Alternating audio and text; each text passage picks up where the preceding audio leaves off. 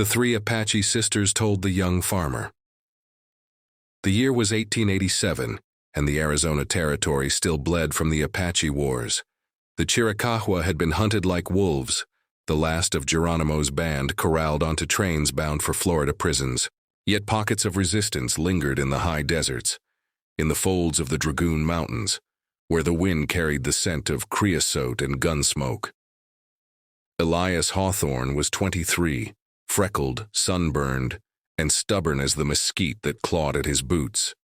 He had come west from Illinois with a deed to 40 acres of scrubland, a mule named Ruth, and a Colt revolver he prayed he'd never have to fire.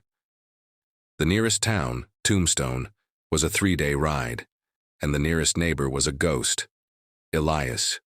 Built his cabin from adobe and cottonwood, dug an irrigation ditch that mocked the sun, and planted corn that refused to grow. He spoke to the mule more than to men. He was lonely, but loneliness was safer than company in a land where every shadow could hide a rifle. One dusk in late September, the sky bruised purple over the mountains, and Elias was splitting mesquite for the night's fire when he heard the soft crunch of moccasins on gravel. He straightened, hand drifting to the Colt. 3 women stepped from the junipers, silent as smoke. They were Apache, Chiricahua, by the cut of their doeskin dresses and the silver conchos at their belts. The tallest carried a Winchester across her shoulder like it was part of her arm. The second had a knife scar that ran from her left ear to the corner of her mouth, pale against bronze skin. The youngest, barely 17, had eyes the color of storm water and a braid thick as a rope. None wore paint. None smiled. Elias's mouth went dry. He had heard the stories. Scalps drying on lodge poles, children carried off, ranchers found with their throats opened ear to ear. Yet these women stood 10 paces away, rifles lowered, studying him the way a hawk studies a rabbit. The tall one spoke first in Spanish so pure it sounded like church bells. "Tiene agua, hombre blanco?" Water. They wanted water. Elias swallowed. "Sí, en el pozo." He pointed toward the stone-ringed well behind the cabin. His voice cracked like a boy's. The scarred one laughed, short, sharp, humorless. "He is afraid," she said in English, accented but clear. "Look at his hand, it trembles." The youngest tilted her head. "We have not come to kill you, farmer. Not yet." Elias's fingers froze on the Colt's grip. He forced them open. "Then what do you want?" The tall one, her name was Lozen, though he would not learn it for days, stepped forward. "We want your silence, and your corn, if it is not poison." He had 6 ears, half rotten from weevils. He fetched them without a word. The women sat in a half circle on the packed earth, tearing the husks with strong white teeth. Elias stood inside the doorway, rifle across his chest now, watching the firelight flicker on their faces. Lozen wiped her mouth with the back of her hand. "My sisters," she said, nodding to the others. "Na Kitsa," the scarred one, and Taz Eyes Slath, the girl with storm eyes. "I am Lozen. We are daughters of Victorio. You know the name?" Elias nodded. Victorio, dead these 7 years, cut down at Tres Castillos by Mexican troops. The Apache still spoke of him like a living god. "We were children when the soldiers came," Na Kitsa said. "They burned our wickiups, took our mother. We ran into the mountains with our uncle's band. We learned to shoot before we learned to weave baskets." She touched the scar. This was a gift from a blue-coat lieutenant who thought a girl could not pull a trigger. Taz Eyes Sloth said nothing. She was carving a mesquite twig with a small, bone-handled knife, her movements precise, almost tender. Elias found his voice. "I ain't a soldier, I'm just trying to farm." Lozen's eyes narrowed. "All white men are soldiers until they prove otherwise." Night folded over the desert. Coyotes yipped in the arroyos. Elias offered coffee, bitter, boiled 3 times over. The women drank it black. When the fire burned low, Lozen stood. "We will sleep in your barn," she announced. "You will not lock the door. You will not follow. If you try to ride for Tombstone, we will know, and we will find you." Elias, slept with the colt under his pillow, and woke every hour, certain he would feel a knife at his throat. But dawn came pale and quiet. The women were gone.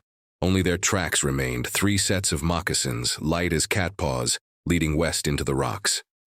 They returned 3 nights later, driving 2 stolen cavalry horses, saddles stripped of view. brands. 1 horse limped. Taz Eyes Slath carried a burlap sack that clinked when she set it down.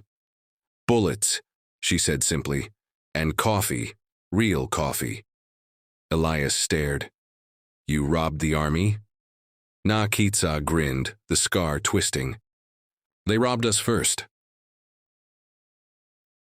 They stayed a week, then 2. A strange rhythm settled over the cabin. Elias rose at dawn to milk the cow he'd traded a winter's worth of firewood for. The women hunted, jackrabbits, quail, once a young mule deer that fed them for days. They spoke little at first, then more. Lozin told of the old days when the Chiricahua ranged from the Sierra Madre to the Gila, free as eagles.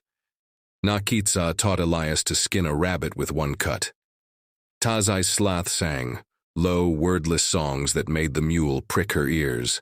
One afternoon, Elias found Tazai Slath at the well, drawing water.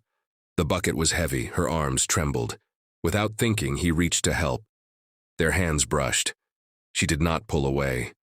That night, Lozin watched him across the fire. "You look at my sister," she said.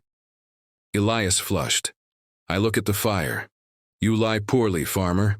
He met her gaze. "I ain't never touched an Apache woman. Don't aim to start." Lozin's laugh was soft. "We never touched a white man before," she said. "But the world changes." October slid into November. Frost silvered the corn stalks. The women's doeskin dresses grew thin. Elias gave them his spare wool shirt, his mother's old shawl. Na Kitsa wore the shirt like a tunic, sleeves rolled to the elbow, revealing arms corded with muscle. Dazaislath wrapped the shawl around her shoulders and looked for the first time, almost shy. One evening, a dust cloud appeared on the horizon. Riders, 6 of them, blue uniforms catching the last light. Cavalry. Elias's stomach knotted. Lozin was already moving, Winchester in hand. "Into the barn," she ordered. "All of us." They crouched among the hay bales, breathing shallow. The troopers reined up outside the cabin. A sergeant with a mustache like a broom dismounted, boots crunching. "Hawthorne," he bellowed. "You in there?" Elias's mouth tasted of iron. Lozin's eyes burned into him. One wrong word and they were all dead. He stepped into the doorway, hands visible. "Evening, Sergeant." The soldier squinted. "Seen any Injuns?" 3 females armed. "Killed a patrol near Fort Huachuca." Elias forced a laugh. "Out here? Only Injuns I see are the ones in my nightmares." The sergeant spat. "We'll water the horses and move on. You see anything, you ride for the fort. There's a reward." They left as the moon rose, a thin silver blade. Elias shut the door and leaned against it, shaking. Lozin's hand settled on his shoulder, warm, steady. "You chose," she said. "I chose not to die," he muttered. She smiled, the first real smile he'd seen. "Same thing." Winter came early. Snow dusted the dragoons. The women wove rabbit fur blankets. Elias taught them to play checkers with kernels of corn on a board scratched into the dirt floor. Dazaislath beat him every time. One night the wind howled like a dying thing. The fire crackled low. Na Kitsa sharpened her knife. Lozin cleaned the Winchester. Tazaislath sat close to Elias, closer than ever. Her shoulder brushed his. "I dreamed of you," she said quietly. He turned. "What kind of dream?" "The kind where you do not die." He wanted to laugh, but the look in her eyes stopped him. She reached out, fingers tracing the stubble on his jaw. Her touch was feather-light, curious. "We never touched a white man before," she whispered. "But I think I would like to." Lozin's voice cut through the dark. "Tazaislath." The girl froze. Lozin's gaze was unreadable. "He is not one of us." "He is not one of them either," Tazaislath said. Silence stretched, thin as ice. Then Na Kitsa snorted. "Let the girl choose." "The world is ending anyway." Elias's heart hammered. He looked at Tazaislath, at the storm in her eyes, the tremble in her lower lip. He thought of the sergeant's broom mustache, the reward posters, the hangman's rope waiting in Tombstone. He thought of the corn that would never grow, the mule that would die come spring, the cabin that would burn when the cavalry returned. He took her hand. It was calloused, warm, alive. Outside, the wind screamed. Inside, the fire settled into embers. Lozin stood watch at the window, rifle across her knees. Nakitsa hummed an old raiding song, and in the corner, beneath the wool shawl, Elias Hawthorne kissed an Apache girl for the first time. Spring came sudden and violent. Snowmelt turned the arroyo into a brown torrent. The cavalry returned, 12 men this time, led by a captain with a face like carved oak. They had dogs. They had a tracker. They had orders. The women were ready. They had cached ammunition in the rocks, hidden the horses in a box canyon. But Elias had no place to hide. The captain pounded on the door at dawn. "Hawthorne, open up!" Elias stepped outside, shirtless, squinting in the light. "What now?" "We know they're here," the captain said. "Tracks all over your damn well. You harboring hostiles, boy?" Elias's mind raced. Behind him, the cabin was silent, too silent. The women were gone, slipped out the back like smoke. "I'm alone," he said, the captain signaled. Soldiers fanned out, kicking over buckets, overturning the bed. One found the wool shawl. Another found a single silver concho under the table. The captain's smile was thin. "String him up. We'll wait for the squaws to come back." They dragged Elias to the cottonwood by the well. The rope was coarse, smelling of tar. His feet left the ground. The world tilted. Then the shot, sharp, precise. The rope parted above his head. Elias fell, gasping. Lozin stood on the roof, Winchester smoking. Nakitsa burst from the barn, knife flashing. Tazai's sloth fired from the rocks, dropping the captain's horse. It was over in minutes. 6 soldiers dead. The rest fled, trailing blood and curses. They cut Elias down. His neck was raw, but he could breathe. Tazai's sloth's hands shook as she touched the burns. "We have to go," Lozin said. "They will bring more. Hundreds." Elias looked at the cabin, his cabin built with his own hands. The corn rose, pathetic and proud. The mule, blinking in the sun. "I'm coming with you," he said. Nakitsa raised an eyebrow. "A white farmer in the mountains? You will slow us." "I'll learn." Lozin studied him for a long moment. Then she nodded once. They rode west at dusk, 4 shadows against the blood-red sky. Elias left the deed to his land nailed to the cabin door, weighted with a stone. The mule followed for a mile, then turned back, braying. Years later, old men in Tucson would speak of a white man seen with a band of Apache renegades, tall, sunburned, riding like he was born to it. They said he had a scar on his neck like a rope burn. They said he never spoke English again. And somewhere in the Sierra Madre, beneath pines older than nations, 3 sisters sat around a fire. One sharpened a knife, one cleaned a rifle. The youngest braided her hair and smiled at the man beside her, the farmer who had chosen the mountains over the hangman, the desert over the plow.